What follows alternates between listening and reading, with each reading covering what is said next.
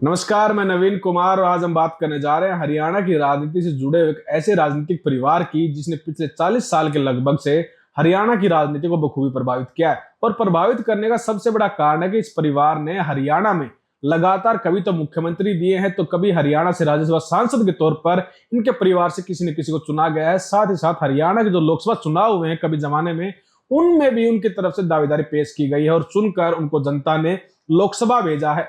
और लोकसभा के साथ साथ हरियाणा के जिला पंचायत के चुनाव भी इस परिवार की तरफ से लड़े गए हैं। जिला परिषद के चेयरमैन भी इस परिवार की तरफ से चुने गए हैं। और अब की बात 2024 के विधानसभा चुनाव होने हैं, इसमें इस परिवार की तरफ से 10 कैंडिडेट चुनावी मैदान में आपको एक तरह से जो चुनावी राइवलरी है वो अलग अलग पार्टियों से यहाँ पर उनके बीच में आपको देखने को मिलेगी। तो चलिए बिना किसी देरी के आपको बता देते हैं कि हरियाणा में ये 10 कैंडिडेट कौन से हैं जो चौधरी देवलाल जी के परिवार से आते हैं। और उससे पहले आपको थोड़ा सा बता देते हैं चौधरी देवलाल जी के बारे में। हरियाणा की राजनीति में कभी कांग्रेस के साथ उनका एक तरह से गठबंधन था, कांग्रेस के साथ वो जुड़े हुए थे। उसके बाद उन्होंने जनता पार्टी के साथ अपना समर्थन जाहिर किया और वो देश के उप प्रधानमंत्री भी चुने गए। हरियाणा में मुख्यमंत्री रहे। साथ ही साथ आईएनएलडी का जो गठन किया गया था वो चौधरी देवलाल जी के द्वारा किया गया था। हालांकि 2014 और जो 19 का समय था उसके बीच में इनेलो पार्टी का यहाँ पर बंटाधार हुआ और उसके बाद यहाँ पर जेजेपी नई पार्टी निकली, जिसका आपको इतिहास अच्छे से हरियाणा में पता है। तो चलिए यहाँ पर शुरुआत करते हैं सबसे पहले कैंडिडेट की, जो अब की बार 2024 के विधानसभा चुनाव में आपको देखने को मिल सकता है। तो इसमें सबसे पहले नाम आता है माननीय रणजीत सिंह चौटाला जी का, जो कांग्रेस के साथ लगातार जुड़े हुए थे पिछले काफी लंबे समय से। लेकिन 2019 में विधानसभा चुनाव जो हुए उसमें उनको टिकट नहीं मिली कांग्रेस से, तो उन्होंने निर्दलीय के तौर पर सिरसा लोकसभा के अंतर्गत आने वाले रानिया विधानसभा सीट से चुनाव लड़ा और वो वहां पर जीत गए। और उसके बाद उन्होंने हरियाणा में बीजेपी पार्टी को समर्थन दिया, जिसके बाद उन्हें हरियाणा में कैबिनेट मिनिस्टर बनाया गया। तो इसके बाद जो दूसरे नंबर पर आते हैं वो अभय सिंह चौटाला हैं, जो ओम प्रकाश चौटाला के ही बेटे हैं। यानी कि अजय सिंह चौटाला और जो अभय चौटाला हैं वो दोनों भाई हैं, लेकिन राजनीतिक कारणों से किन्हीं कारणों से वो अलग हैं और उन्होंने दोनों ने अलग अलग पार्टी जो है उनका जो समर्थन है वो हासिल कर रखा है। अभय सिंह चौटाला कोई नए चेहरे नहीं है। हाल ही के चुनाव में उन्होंने सिर्फ कुरुक्षेत्र की जो लोकसभा सीट है वहां पर चुनाव लड़ा था और 80,000 के आसपास उन्होंने वोट बैंक भी हासिल किया। साथ ही साथ यहाँ पर जो तीसरे कैंडिडेट हैं उनका नाम है यहाँ पर कांता चौटाला। कांता चौटाला फिलहाल राजनीति में हरियाणा के लिए कोई नया चेहरा हो सकती हैं, लेकिन वो काफी लंबे समय से इनेलो पार्टी से जुड़ी हुई हैं। और जो इनेलो पार्टी की जो किसान मोर्चा का जो संगठन है उसकी वो एक तरह से पैरवी करती है यहाँ पर। साथ ही साथ उन्होंने 2016 का जो यहाँ पर जिला परिषद का चुनाव हुआ था वो भी उन्होंने लड़ा था। और उसके बाद उनके जो सचेरे भाई है अभय सिंह चौटाला के, उन्होंने उनको यहाँ पर चुनाव में हरा दिया था। और सचेरे भाई का अगर हम बात करें तो उनका नाम जगदीश सिंह के जो बेटे हैं यहाँ पर आदित्य चौटाला, उन्होंने उनको चुनाव में हराया और उसके बाद से वो इनेलो पार्टी से लगातार जुड़ी हुई है। अगर हम इसके बाद बात करें यहाँ पर नैना चौटाला, जो दुष्यंत चौटाला जी की मां है, उन्होंने यहाँ पर डबवाली से भी चुनाव लड़ा है। डबवाली से वो चुनाव जीती भी थी और चौटाला परिवार की तरफ से राजनीति में कदम रखने वाली वो पहली महिला बनी थी जब उन्होंने डबवाली से चुनाव जीता था। और ये वो समय था जब यहाँ पर जो इनेलो का परिवार है, जो चौटाला परिवार है, उसके ऊपर कुछ राजनीतिक संकट आए थे। जब यहाँ पर जेबीटी घोटाले में ओम प्रकाश चौटाला और अजय सिंह चौटाला को 10-10 वर्ष की जो कैद हुई थी, उसके बाद जो इनेलो परिवार था वो संगठित हुआ। और इसके बाद 2019 में नैना चौटाला यानी कि दुष्यंत सिंह चौटाला जी की जो मां है, अजय सिंह चौटाला जी की जो पत्नी है, वो बारडा विधानसभा चुनाव यहाँ पर जीत कर हरियाणा की विधानसभा में पहुंची। और उसी समय में यहाँ पर हरियाणा के जो डिप्टी सीएम के तौर पर चुने गए वो दुष्यंत सिंह चौटाला थे। और दुष्यंत सिंह चौटाला भी वो चेहरे हैं जो अब की बार आपको हरियाणा की राजनीति में विधानसभा चुनाव लड़ते नजर आएंगे। और इनके बारे में आप हरियाणा की जनता जो है वो बखूबी वाकिफ होगी कि हरियाणा में डिप्टी सीएम के तौर पर चुने गए थे अब की बार, और इन्होंने जो उचाना सीट है वहां पर विधानसभा चुनाव जीता था। वो ओरा इनको यहाँ पर हासिल है हरियाणा में कि सबसे कम उम्र के वो सांसद चुने गए।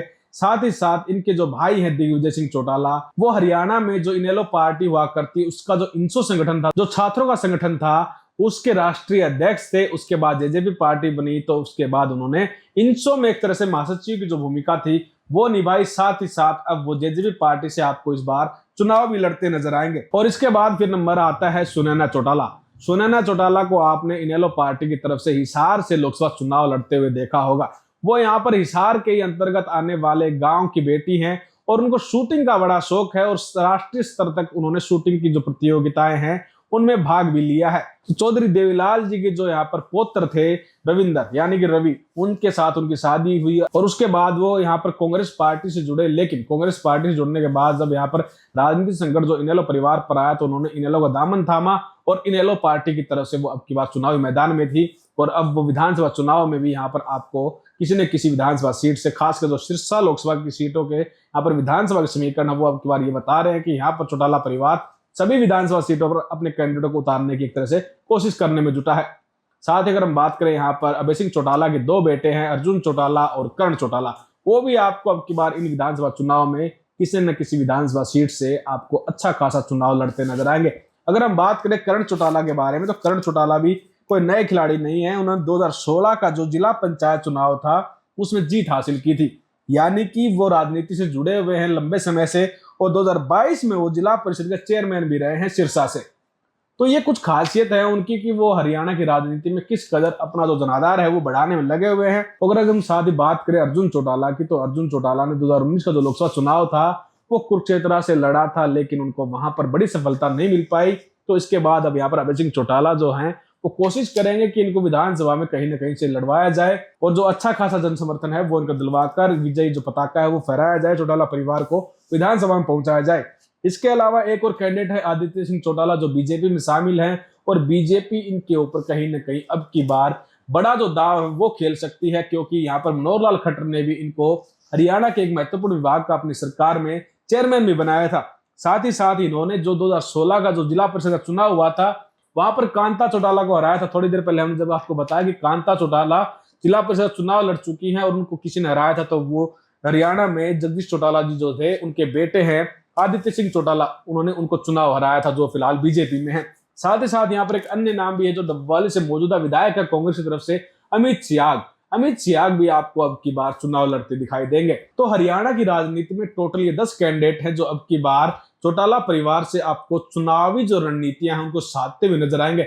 साथ ही यहाँ पर 2 कैंडिडेट और भी हैं चौटाला परिवार से जो अब की बार विधानसभा चुनाव में शायद नहीं उतरेंगे। उनमें से एक तो ओम प्रकाश चौटाला जी हैं जिनकी उम्र काफी लंबी हो चुकी है और वो उसके कारण शायद राजनीति में ज्यादा सक्रिय नहीं है। हालांकि वो अभय सिंह चौटाला के लिए जो अपनी मजबूत पैठ है पुरानी उसको लगातार बरकरार करने के लिए दौरे हैं जो अलग अलग जगह पर वो कर रहे हैं।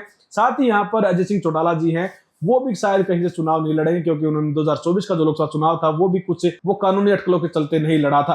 तो यहाँ पर जो इतना बड़ा परिवार है ये हरियाणा की राजनीति को लगातार पिछले 4 दशक से प्रभावित कर रहा है, कभी सीएम के तौर पर, कभी राज्यसभा सांसद के तौर पर, कभी लोकसभा सांसद के तौर पर, तो कभी हरियाणा में नवनियुक्त जो पार्टी थी जेजेपी उसके तौर पर हरियाणा में युवाओं को एक साथ लेकर चलने वाला परिवार।